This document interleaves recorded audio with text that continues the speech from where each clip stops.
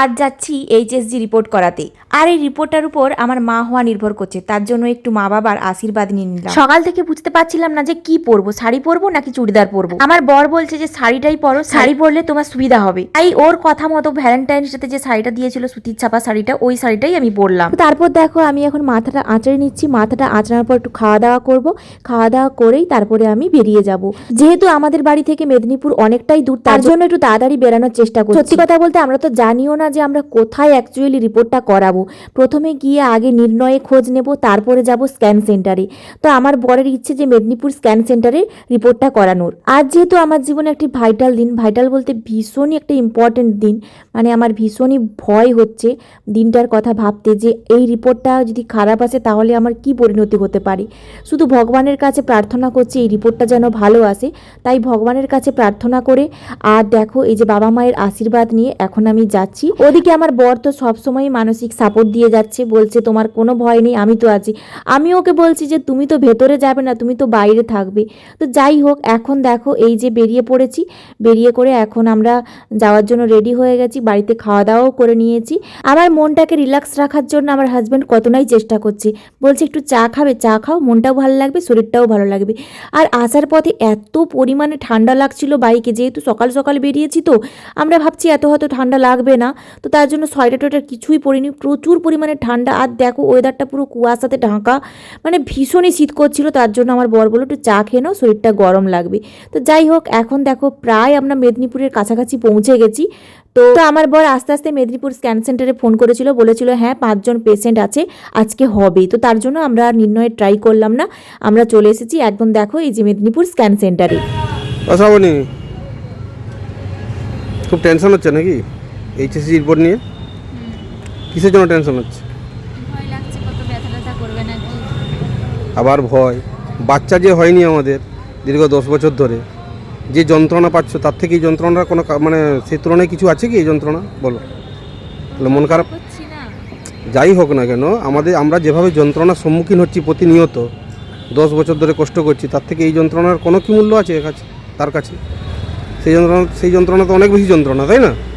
মন খারাপ করো না কেন, কোনো তেমন কিছু ব্যথা যন্ত্রণা হবে না, সব ঠিক হয়ে যাবে। জলটা খাও। তো দেখো বন্ধুরা, আমরা চলে এসেছি মেদিনীপুর স্ক্যান সেন্টারের কাছে। তো এখানেই করব, স্ক্যান সেন্টারের রিপোর্টটা ভালো হয়। তো এখন বাজে কটা? 12টা। তো কটার সময় করবে বললো? 1:30টার দিকে ডাকবে। আমরা ভেতরে গিয়ে তার আগে কোনো হিস্ট্রি নেওয়ার জন্য ডাকতে পারে ডিপার্টমেন্ট থেকে, বসতে বলেছে ওই জন্য। দেড়টা দিয়ে করে ডাক্তারবাবু আসেননি। জলটা একটু খেয়ে নিচ্ছি, ভেতরে গিয়ে বসবো। ভেতরে গিয়েছিলাম, ভেতরে গিয়ে একটু সিগনেচার করতে হলো, সেগুলো করে আমরা আসলাম। ঠিক আছে, ভীষণই ভয় লাগছে। আমি ফার্স্ট টাইম। ভয় করো না, ভয় করো না, ভয় করো না। আমাদের যে মানসিক যন্ত্রণা তার থেকে এই যন্ত্রণা কোনো ব্যাপারই নয়। মানে আমি যখন থেকে শুনেছি এই রিপোর্টটা করতে হবে, তখন থেকে আমি মানে রাত্রে ঘুমাতে পারিনি, এরকম একটা অবস্থা। কাল তো ঘুমোতে পারোনি। অনেকটাই শুনেছি তো যে খুব ব্যথা ব্যথা করে। ব্যথা করবে না, ব্যথা করবে না, ভয় পেও না। যা জলটা খেয়ে নাও।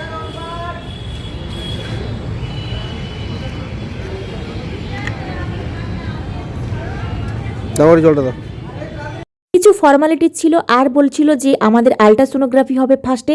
তো প্রথমে আমাদের আলট্রাসোনোগ্রাফি করবে, তারপরে গিয়ে আমাদের এই টেস্টটা হবে।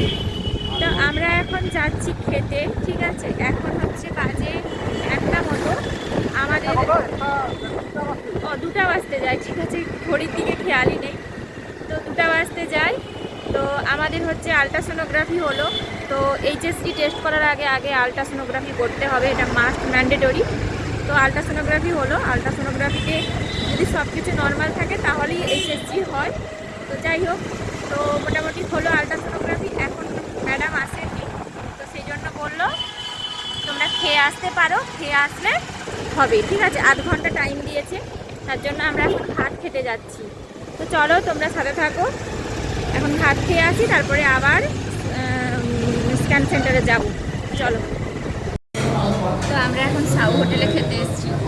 এই যে আমার বর। ঠিক আছে, চলো খাওয়া দাওয়াটা করে নিই ঝটপট। জানো বন্ধুরা, আসার সময় না এক্ষুনি জাস্ট সাউ হোটেলটা মানে ক্রস করছিলাম। তো মানে সাউ হোটেলটা আসার সময় আর কি, একটুখানি দূরে। তো আমার হচ্ছে কার সঙ্গে দেখা হলো না, শিবু ঘোষাল, শিবু দাদা ভাইয়ের সঙ্গে দেখা হলো। ঠিক আছে, কিন্তু মানে কথা বলার মতো সুযোগ নেই, তাড়াতাড়ি করে খেতে হবে, ঠিক আছে? চলো এখন রাখছি, পরে দেখা হচ্ছে।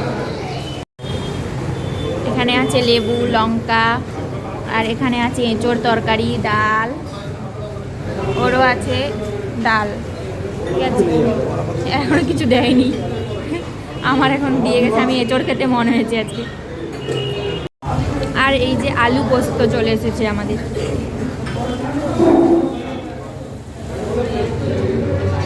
আর দেখো আমার বর চায় একটু আমাকে খুশি করতে, তো তার জন্য দেখো আজকে বলছে তুমি চা দিয়ে ভাত খাবে বলবে, আমি তাই দিয়ে খাওয়াবো।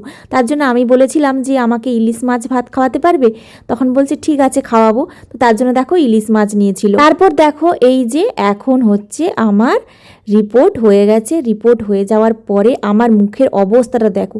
তোমরা হয়তো বুঝতে পারছো না, আমি ভিডিও করছি বলে তোমরা ভাবছো আমি খুবই মানে স্টেবল আছি। হ্যাঁ, ওইটুকু সময় একটু স্টেবল ছিলাম, কিন্তু পরে যা ঘটনা ঘটেছে আমার সঙ্গে সেটা আমি জাস্ট কল্পনাও করতে পারছি না, মানে ভাবতেও পারছি না যে এরকম ব্যাপারটা হবে। তো ওখান থেকে কিছু মেডিসিন দিয়েছিল, বলেছিল ওগুলো খেতে, তো তার জন্য আমার বর এই যে ওষুধ নিয়েছে। তারপর রাস্তায় আস্তে আস্তে আমার সঙ্গে যা হলো, যখন টেস্টটা হয়েছিল তখন এতটা আমার প্রবলেম হয়নি, কিন্তু তারপরে অনেক কষ্ট হচ্ছে এই মুহূর্তে। আমি আর বাইকে বসতেও পারছি না আর বাড়ি যেতেও পারছি না, এত কষ্ট হচ্ছে। শরীর খারাপ লাগছে? কেন ওষুধগুলো কেন?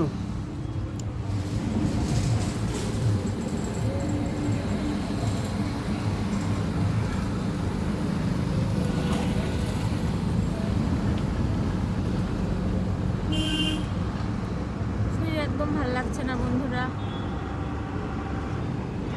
যন্ত্রণা করছে? যন্ত্রণা করেনি কিন্তু অন্য প্রবলেম হয়ে গেছে,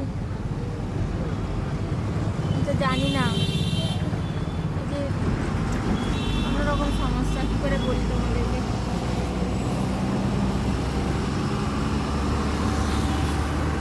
জানো তো বন্ধুরা, আমার বরাবরই একটু সহ্য ক্ষমতা অনেক বেশি, মানে আমি যেমন অনেক কিছু হজম করে নিই, মুখ বুজে অনেক কিছু যেমন সহ্যও করে নিই, ঠিক তেমনই শরীরের কষ্টগুলোকেও আমি অনায়াসে হজম করে নিই।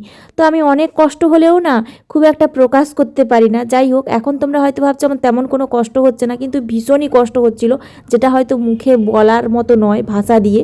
যাই হোক, এখন দেখো চলে এসেছি নয়াগ্রামে, প্রচুর খিদে পাচ্ছিল। তো তারপর দেখো এখানে মোমো খেয়ে নিলাম। তো আমাকে বলছে তুমি খাবে, আমার তো খেতে ইচ্ছা ছিল না, তবুও বলছে একটু খাও, দিলে শরীরটা ভালো লাগবে, সেই কখন ভাত খেয়েছো। তো তার জন্য দেখো এই যে মোমোর অর্ডার দিয়েছিল, মোমো খেলাম, মোমো খেয়ে দিয়ে এবার যাব বাড়ি। অবস্থা কী হয়েছে টেস্ট করার পরে? সত্যি টেস্টটা প্রচুর কষ্ট হয়, তখন তো বুঝতে পারিনি, তারপরে এই অবস্থা তার।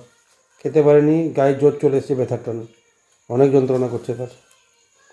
এই মুড়ি খাচ্ছে দুটো, এই পটল আর সয়াবিনের তরকারি করেছিল মা, সেটাতে মুড়ি খাচ্ছে। বিশ্রাম নিতে বলেছে ডাক্তার, তারপরে যেখানে টেস্ট হয়েছিল ওখানকার ডাক্তার আর কি।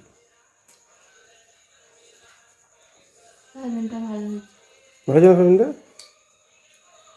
আর নিবে?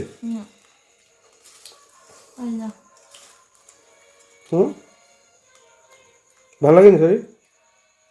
বমি লাগছে? গায়ে তো জ্বর এসছে তোমার, খেয়ে নিয়ে ওষুধগুলো খেয়ে শুয়ে পড়ো, বুঝলে? জাগতে হবে না, প্রচুর যন্ত্রণা করছে না? এই যে হাঁটাহাঁটি করো নি, বাথরুমে যাবে? আর ঠিক আছে।